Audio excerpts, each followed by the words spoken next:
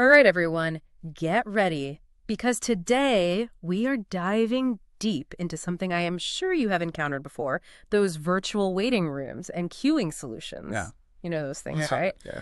It might not sound super exciting at first, but stay with us. Okay. We've got market reports, industry insights. We even have some wild predictions. Wow. And by the end of this, I think you are going to look at those digital lines in a whole new way. Interesting. I mean, haven't we all been there, like stuck refreshing a page, praying the website doesn't crash? Totally. Yeah. That's the worst. Especially when it's something you really want to get, Exactly. like concert tickets. Oh, especially concert tickets. Gosh. Yeah. Like you said, the worst. The worst. But what's interesting is how these systems, they really tap into our psychology in a way. They do. You know that feeling, that intense frustration when you're just stuck there, you don't know what's happening. And these solutions, they actually try to make us, would you say, more patient by giving us updates, a sense of progress, even though we're just stuck in a digital line. Yeah. It's like they've figured out how to manage our expectations, right? Right.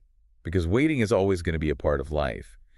But if you can make it feel a little less like you say, like that unknown, that black box of just, am I even going to get through? Yeah. Then it does make it a little bit more bearable, for sure. Totally. It's like they figured out how to hack our brains to make waiting less agonizing. Yeah, a little bit.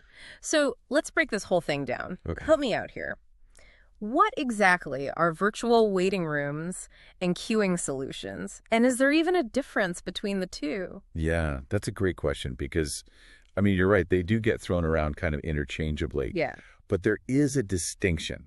Think of a virtual waiting room like almost like a last-minute safeguard. Okay. It kicks in when you have a sudden flood of traffic.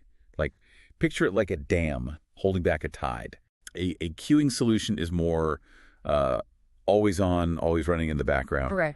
It's more about smoothing out the flow, like a well-organized traffic system. So one is reactive, the other is proactive. Exactly. Interesting. Okay, that makes sense. But why are these things suddenly, like, everywhere now? Yeah. It feels like in the past couple of years, I see these things all the time. I mean, is this just like a pandemic after effect, or is there something bigger at play here? Yeah, I mean, the pandemic definitely accelerated things. Okay. That's for sure. Yeah. But I think it really does go a little deeper than that. We have so much online demand now. Right. Oh, for sure. And our patience, well, it's definitely not skyrocketing at the same rate. Right, yeah. We expect instant gratification, right? You're right. And these systems kind of bridge that gap between that expectation and what reality actually is. Yeah, that makes sense. It's about managing those psychological triggers that we all have so we don't rage quit a website. Right.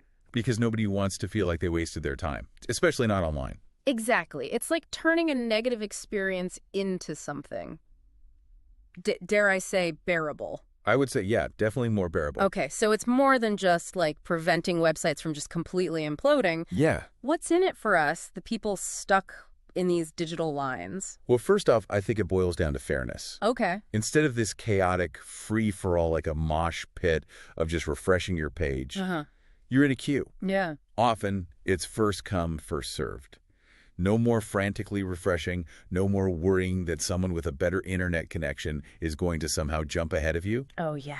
And a lot of these systems also give you really clear information, like where you are in line, estimated wait time. You might even get helpful notifications. Right. And that sense of transparency just makes the wait feel less like, you're in limbo. Right. Knowing is half the battle, right? Exactly. You mentioned notifications. Are there other little perks that make the experience more palatable? Oh, absolutely. Yeah. I mean, some of these systems, they get pretty clever. Okay. Think about it. Mobile integration. You can track your position on your phone. Yeah. You can go do other things while you wait. You get a ping when you're up. Right. There are even systems that will prioritize you based on certain factors. Oh, wow. So say, for example, it's a healthcare system. Okay. Maybe urgent cases get moved up in the queue. That makes sense. It's all about making things smarter, more efficient. And that's the beauty of technology, right?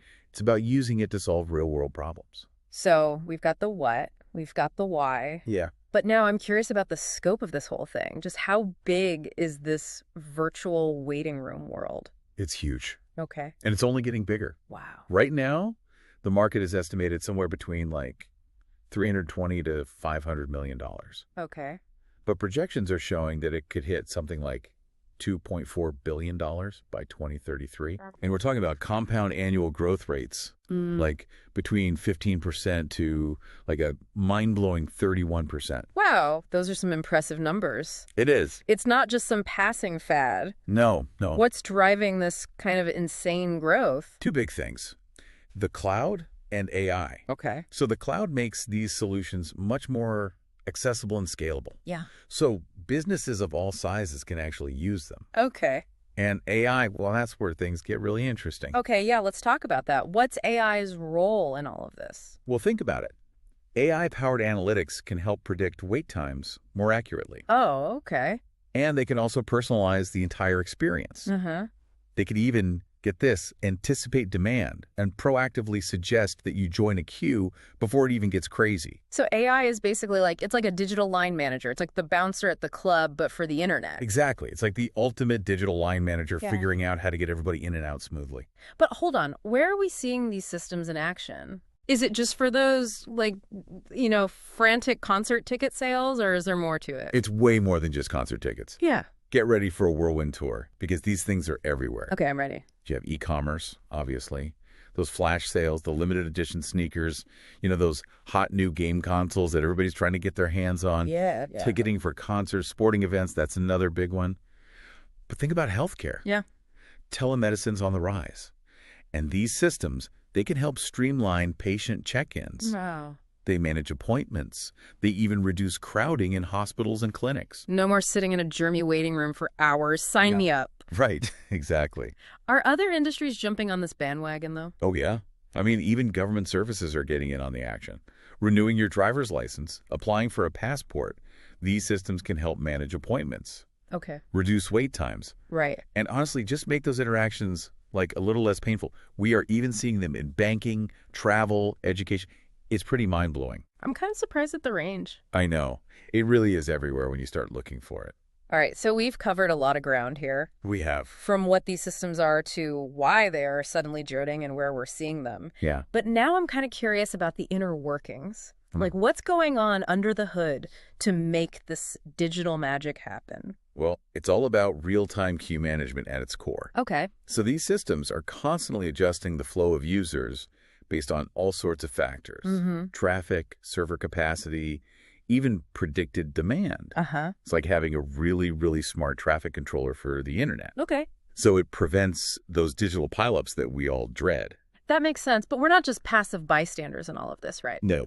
You mentioned notifications before. What else is there to make the experience tolerable? Well, like I mentioned, mobile integration is huge. You can track your position. You can get those handy little notifications. You can even manage your spot in line all from your phone.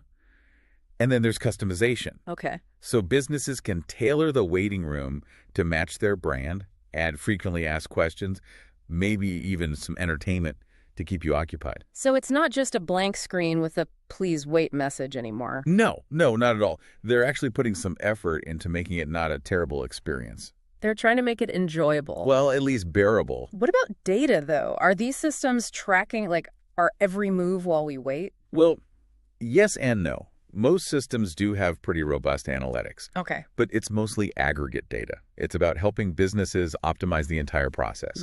They're looking at things like queue length, average wait times, user behavior. Okay. It's really about identifying bottlenecks and improving the overall experience. Yeah, that makes sense.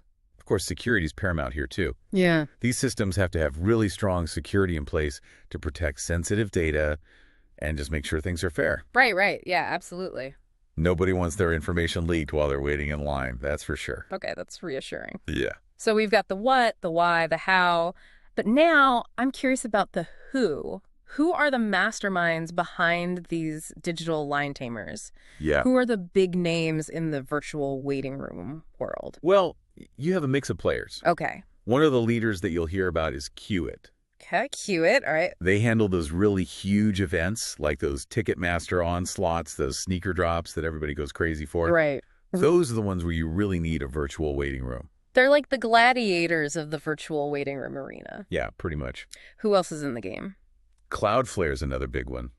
They use their global network, so they have a lot of scalability and security built in, Okay. and they're known for being fairly easy to use. So even smaller businesses can get on board without needing a whole team of tech wizards. Exactly. What about businesses with very specific needs, though? Well, that's where those specialized providers come in. Okay.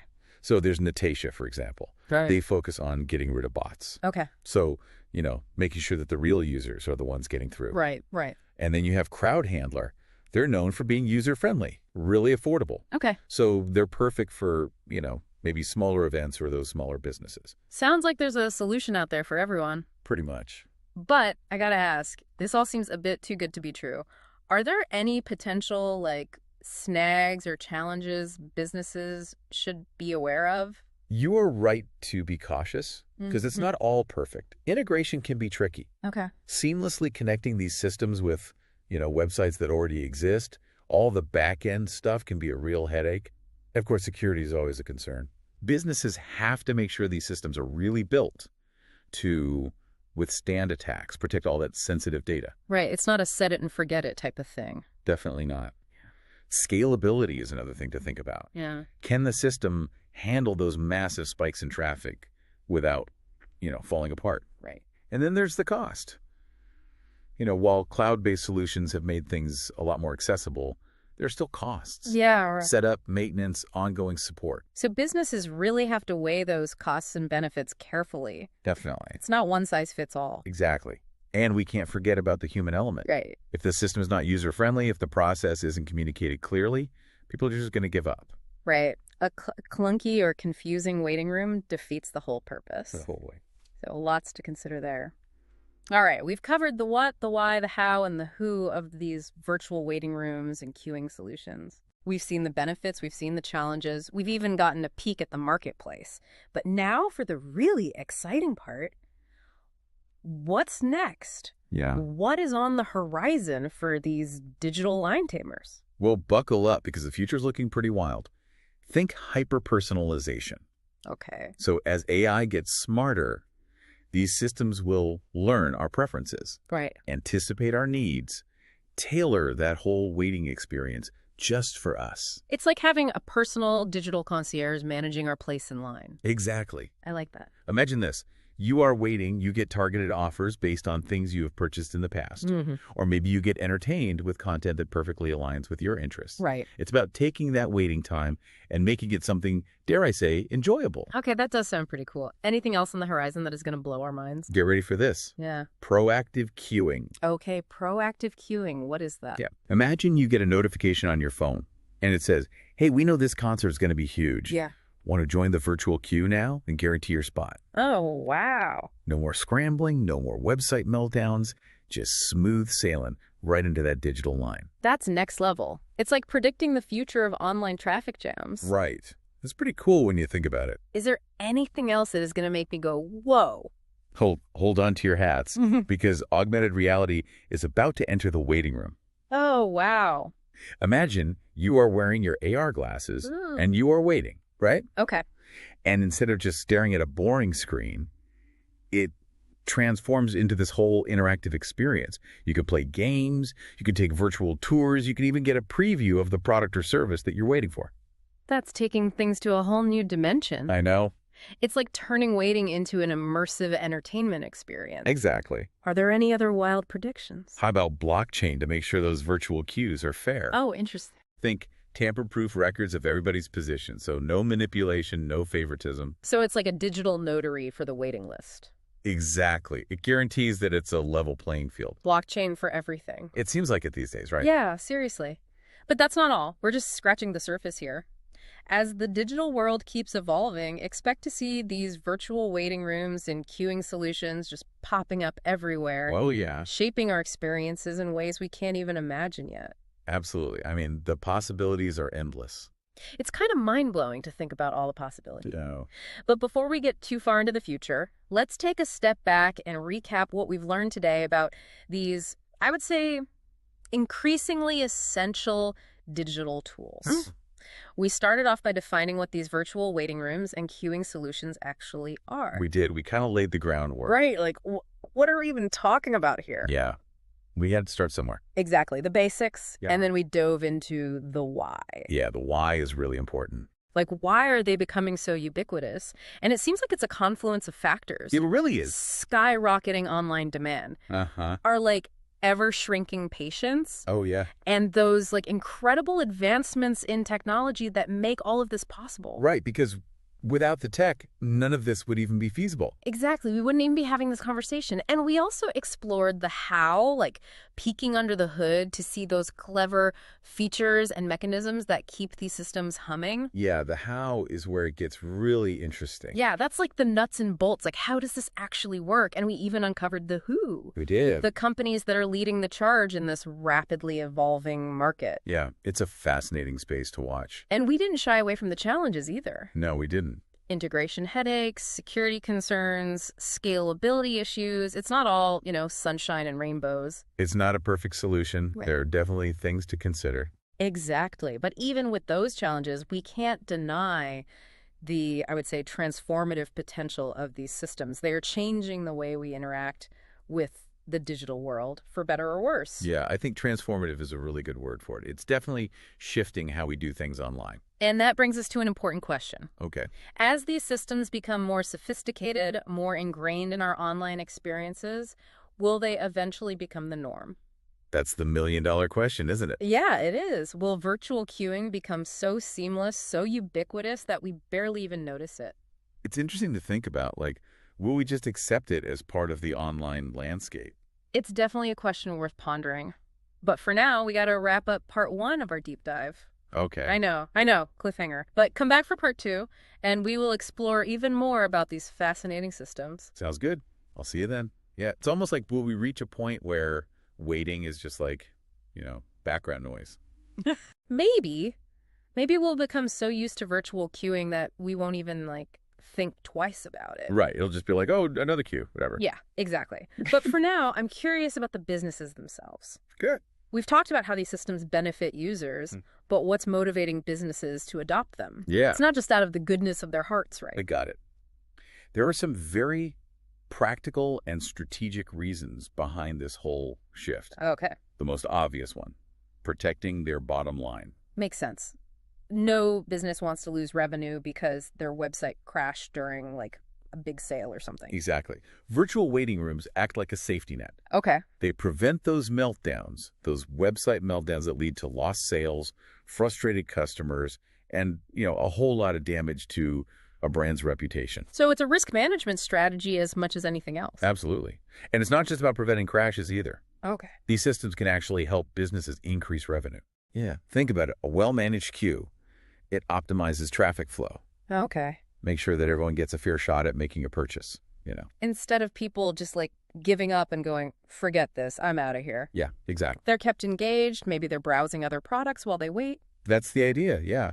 Keep them on the site, keep them interested. And then, bam, they spend more money. It happens. It's not just about sales either, though. Okay. These virtual waiting rooms and queuing solutions, they can also boost operational efficiency. Okay. I'm intrigued. How do they do that? Well, by smoothing out the flow of users and kind of distributing traffic more evenly, these systems reduce the strain on servers and all that infrastructure. Okay. It's like preventing a traffic jam that could bring the whole system to a grinding halt. Yeah, that makes sense. You don't want your website to be like the freeway at rush hour. Right. Total gridlock. Nobody's going anywhere. Nobody's happy. I'm starting to see the appeal from a business perspective. Less stress on their systems, happier customers. Yeah. Are there any other benefits we haven't covered yet?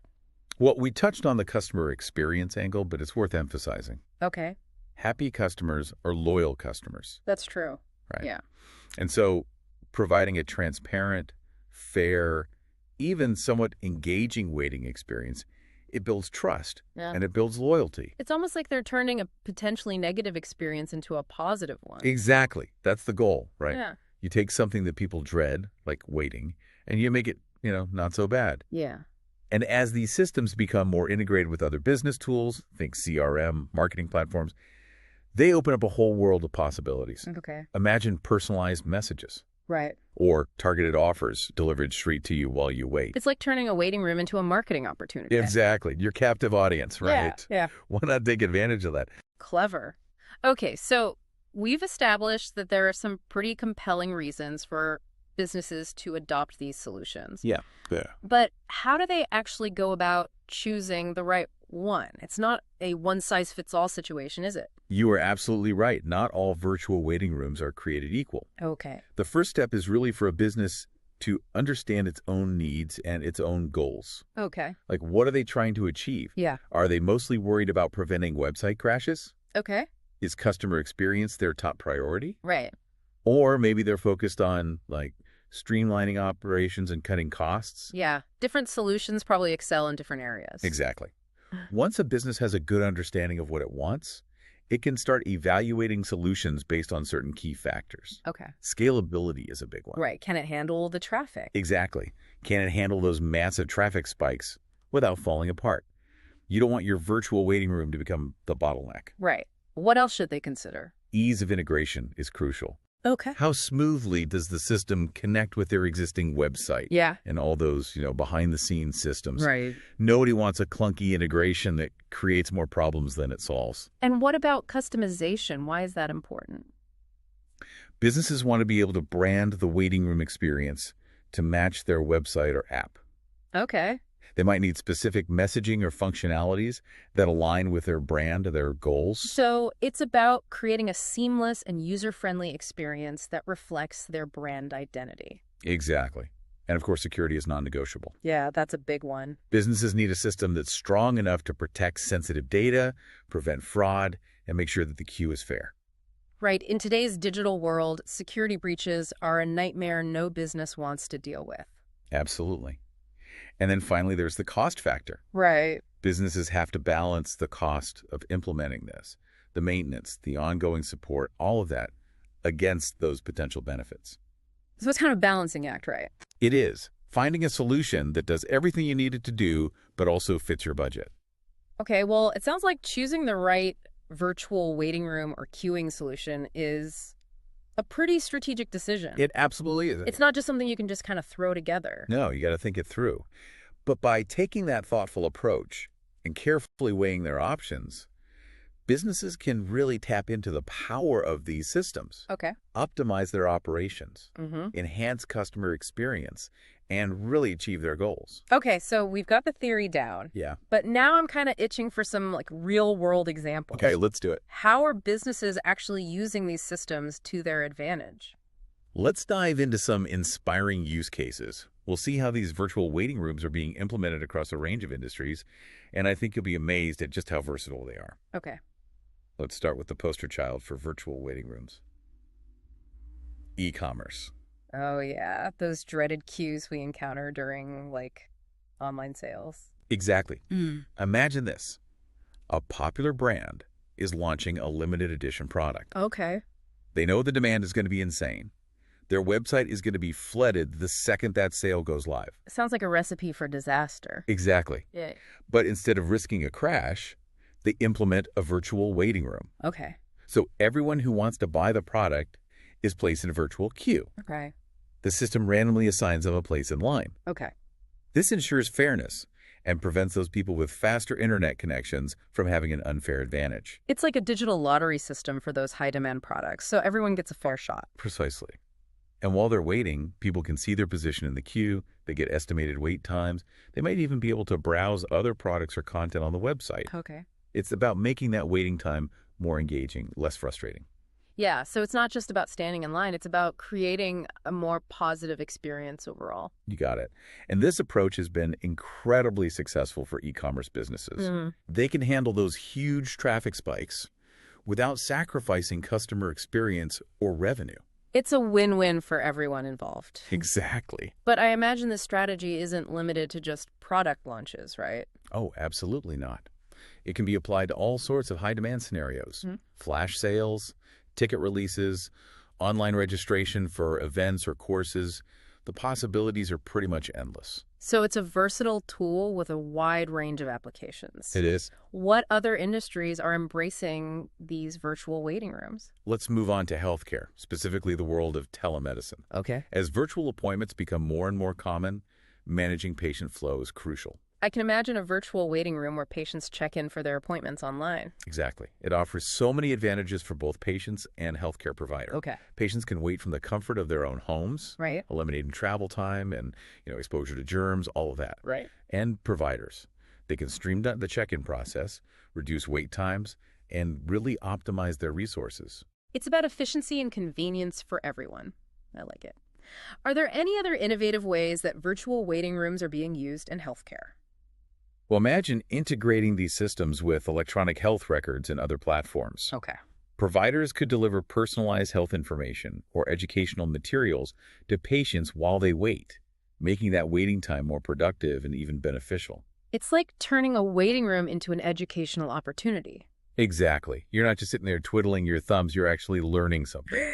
Okay, I'm ready for another industry deep dive. What else have you got? Let's step into the world of entertainment. Okay. Think about those high-demand ticket releases for concerts, sporting events, music festivals. In the past, those were notorious for website crashes and frustrated fans. Oh, yeah, I've definitely experienced that firsthand. It's a frenzy. Exactly. Yeah. But virtual waiting rooms have really changed the game. Okay. By placing everyone in a virtual queue, they create a fair and manageable system. Okay. No more website meltdowns. No more frantic refreshing. It's like bringing order to the chaos. So virtual waiting rooms are basically the unsung heroes of the entertainment industry. You could say that. And it's not just about ticket sales either. Right. They're being used to manage crowd flow at events, Okay. control access to certain areas, and even personalize the fan experience. Mm-hmm. It's about optimizing that entire event journey from the moment you buy your ticket to the moment you walk through the venue doors. Wow, that's impressive. So virtual waiting rooms are popping up in e-commerce, healthcare, entertainment. Are there any other industries where they're making a difference? Well, think about government services. Hmm. Applying for a passport, renewing your driver's license, those can be a real headache. Oh, yeah. Those long lines and mountains of paperwork, not exactly a fun experience. Exactly. But virtual waiting rooms can streamline those processes, making them more efficient and less stressful for everyone involved. It's like a digital upgrade for all those bureaucratic processes we love to hate. Exactly. And the best part is, you can do it all from the comfort of your own home. So we're seeing virtual waiting rooms in e-commerce, healthcare, entertainment, government services. Is there anywhere they're not showing up? Honestly, it's hard to find an industry that isn't being impacted by this technology. Wow. Banking, travel, education, they're everywhere. Yeah, it seems like it. And as the lines between our online and offline world continue to blur, we can expect to see even more creative and innovative applications emerge. Okay. Well, I have to say, I'm pretty impressed with the versatility of these virtual waiting rooms. Yeah, they really are adaptable. They're not just about preventing website crashes anymore. They're about optimizing experiences across a wide range of industries. You got it. And it's all about leveraging technology to create smoother, fairer, and more engaging interactions. Okay. But it's important to remember that the success of these systems ultimately depends on the users themselves. Right. The people actually using them. Exactly. So let's shift gears for a moment and talk about the user perspective. Mhm. What do people actually think about these virtual waiting rooms? Yeah, that's a great point. After all, if people hate using them, the whole system kind of falls apart, right? Exactly. User adoption is key. Mm. And the good news is that, for the most part, people seem to be embracing them, Okay. especially when they're well-designed and implemented effectively. It makes sense. I mean, nobody likes waiting, but if the process is clear, it's fair, it's even somewhat engaging, it can make the whole experience a lot less painful. You nailed it. And our research has uncovered several key aspects of virtual waiting rooms that users really appreciate.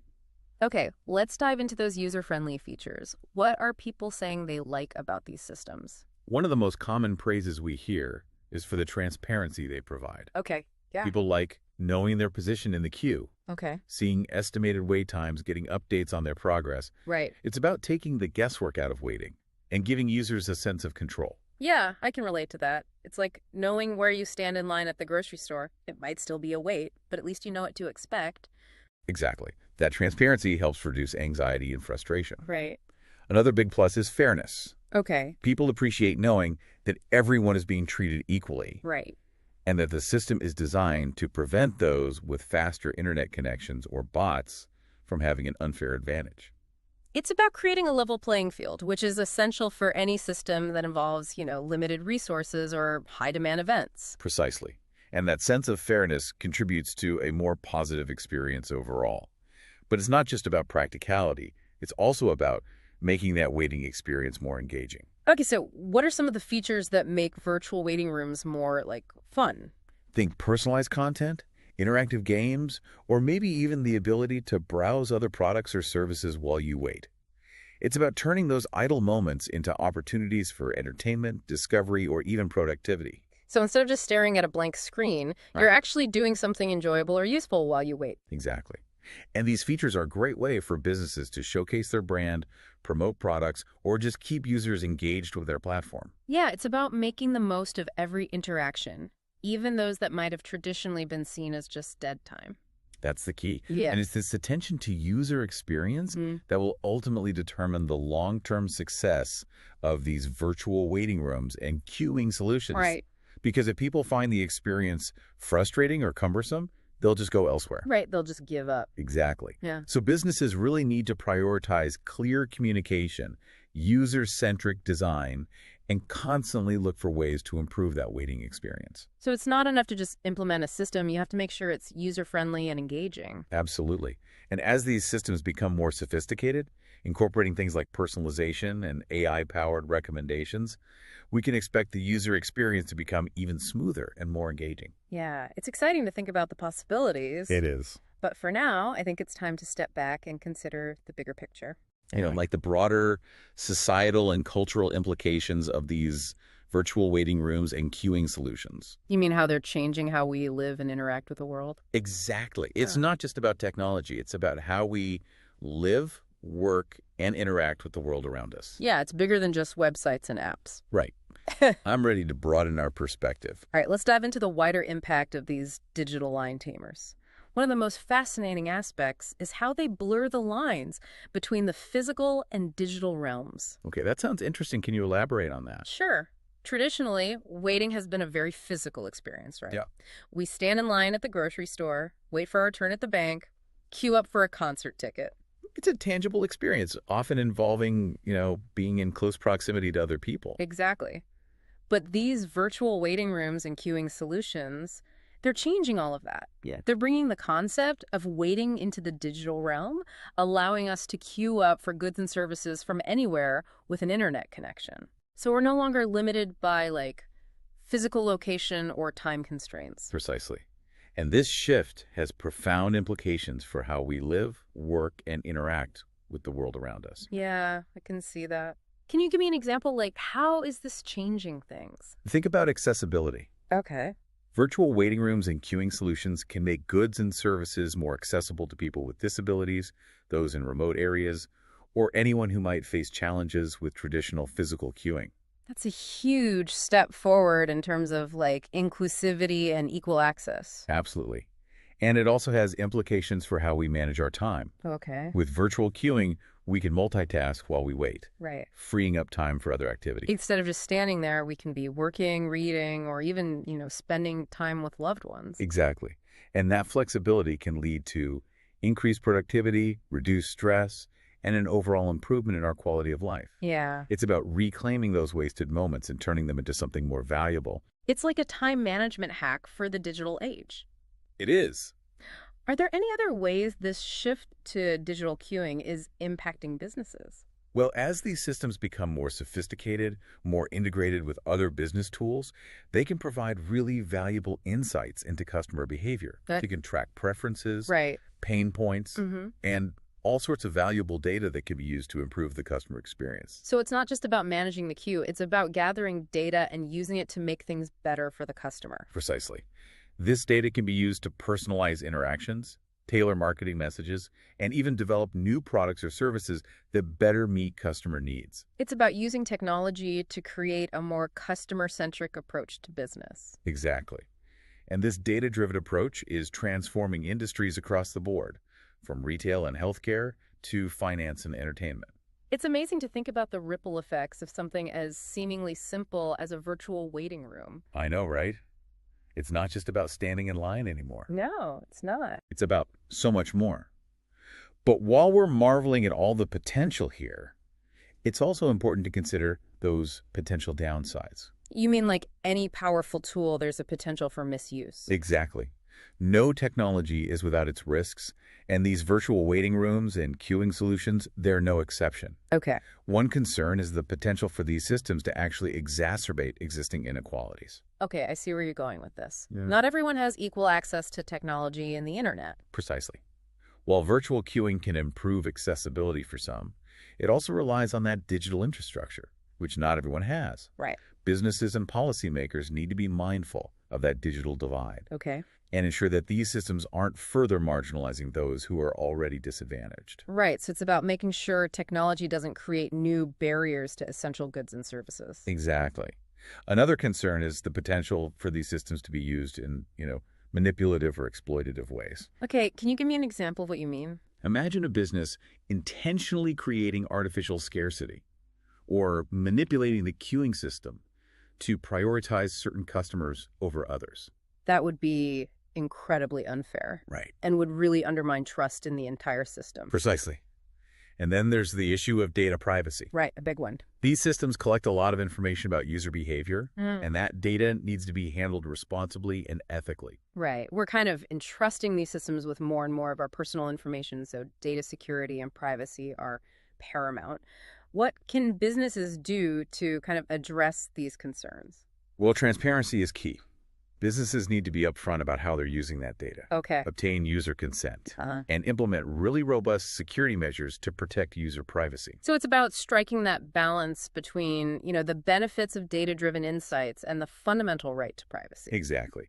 And another ethical consideration is the potential impact of these systems on human interaction. As more and more of our interactions move online, we risk losing some of those social nuances and connections that come with face-to-face interactions. Yeah, I can see that. There's something to be said for, like, the shared experience of waiting in line with other people, even if it's not always the most enjoyable experience. Right, like you're all in it together. Yeah, exactly. We need to be mindful of that potential loss of human connection Okay. and find ways to, mitigate it. Right. Perhaps by incorporating social features into virtual waiting rooms or encouraging offline interactions whenever possible. It's about finding that balance between the convenience of digital interactions and the value of human connection. Exactly. And ultimately, the ethical implications of these virtual waiting rooms and queuing solutions, they really depend on how they're designed, implemented, and used. So it's not just about the technology itself, it's about the choices we make as individuals, businesses, and society as a whole. Right. It's about how we use it. We have a responsibility to use these tools ethically and for the greater good. Well said. And as with any powerful technology, we need to approach it with a sense of responsibility, ethics, and a commitment to using it for positive change. Well, this conversation has really opened my eyes to the broader impacts of these systems. It's a fascinating topic, isn't it? It is. It's not just about convenience and efficiency. It's about accessibility, equity, and even the future of human interaction. Yeah, it's bigger than we initially thought. It really is. I think this is a perfect moment to shift gears again and wrap up part 2 of our deep dive. Okay, sounds good. We'll be back for part 3, where we'll try to synthesize all of this information and distill those key insights. We'll leave you with some actionable takeaways and, of course, some thought-provoking questions to ponder. I'm looking forward to it. Yeah, it's amazing how something like as simple as waiting in line has turned into this whole conversation about technology and ethics and even like the future of, human interaction. Right. I know. It's like, who knew that waiting could be so profound? Right. But it really speaks to how deeply intertwined technology has become with every aspect of our lives these days. Oh, absolutely. I mean, it's everywhere you look. And these virtual waiting rooms, they're kind of like this microcosm of those larger trends, Yeah. Those shifts in how we're experiencing the world around us. It's like a little window into how things are changing. Okay, so we've explored a lot in this deep dive. I mean, we've defined what these systems are, we've debated the whys, we peeked under the hood to see the hows. Mm-hmm. We even pondered the whos that are leading this whole digital revolution. We did. We covered a lot of ground. And we didn't shy away from the challenges either. Oh, no, we didn't. Those integration headaches, those security concerns, that ever-present question of scalability. Right. It's not all, sunshine and roses. There are definitely bumps in the road. But even with those challenges, the potential, It's undeniable, you know? It is. Yeah. They're reshaping our digital interactions, and I think we're just at the beginning of this whole technological evolution. Yeah, we're still in the early stages, for sure. Okay, so before we wrap up, I think a quick recap is in order. Okay. What are, like, the key takeaways for our listeners? What do we want them to walk away with? I think the most important thing to remember is that these virtual waiting rooms and queuing solutions, there's so much more than just a way to prevent websites from crashing. Right. It's about creating a smoother, a fairer, and a more engaging online experience for everyone. It's about, like, managing those expectations, optimizing resources, building trust between businesses and their customers. Exactly. Yeah. And it's not just some niche trend either. No. This market is growing like crazy fast. Yeah. It's expected to reach billions of dollars in the next few years. Yeah. And I think businesses are really starting to realize that these solutions, they're not just nice to have anymore. They're essential for doing business online. And we talked about the driving forces behind all this growth. You know, the rise of e-commerce, the increasing popularity of online services, and those, like, ever-changing, ever-evolving expectations of digital consumers. Right. I mean, customers are demanding more and more, and these systems can help businesses meet those expectations. And speaking of consumers, we took a pretty deep dive into the user perspective. We did. We talked about those features and functionalities that people actually appreciate. Transparency, fairness, engaging content. Those are, like, the keys to winning over users. Right, absolutely. If you want people to use your system, you've got to make it a good experience. But we didn't shy away from the potential downsides either. No, it's important to look at both sides. We talked about that digital divide, you know, the risks of manipulation, the importance of protecting user privacy. Right. These are serious considerations that we can't just ignore. And finally, we explored those broader, like, societal and cultural implications. We did. We went big picture. Yeah. How are these systems blurring those lines between our physical and digital lives? How are they impacting accessibility? How are they, you know, reshaping the way we manage our time? And even influencing, like, the future of human interaction. Right.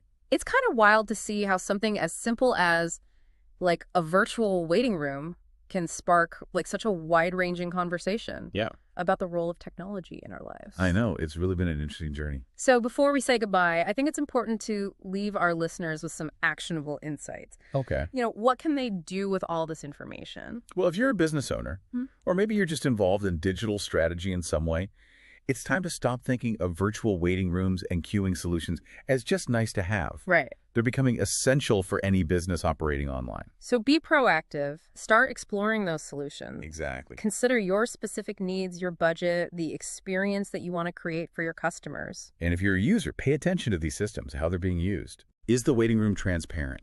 Is it fair? Is it engaging? Yeah. And don't be afraid to give feedback. You know, if you see something, say something. If you run into a system that's just frustrating or poorly designed, let those businesses know. Your feedback can help shape the future of these systems and, you know, make sure that they're being used ethically and effectively. That's right. And most importantly, you know, embrace that changing nature of waiting. It's happening, whether we like it or not. It is. So we might as well make the best of it. These systems, they're here to stay. And they really do have the potential to make our online lives smoother, more efficient, maybe even, dare I say, more enjoyable. Yeah, who knows? Maybe waiting won't be so bad after all. Well said. So as we conclude this deep dive, I want to leave our listeners with one final thought-provoking question to ponder. I love a good brain teaser. Let's hear it. In a world that's increasingly fast-paced, you know, demanding, maybe the true value of virtual waiting rooms and queuing solutions isn't in getting rid of waiting altogether, Okay. but in transforming it Interesting. into something more meaningful, more purposeful. Yeah, I like that. It's a reminder that technology, at its best, can help us live more fulfilling lives, even in those seemingly mundane moments.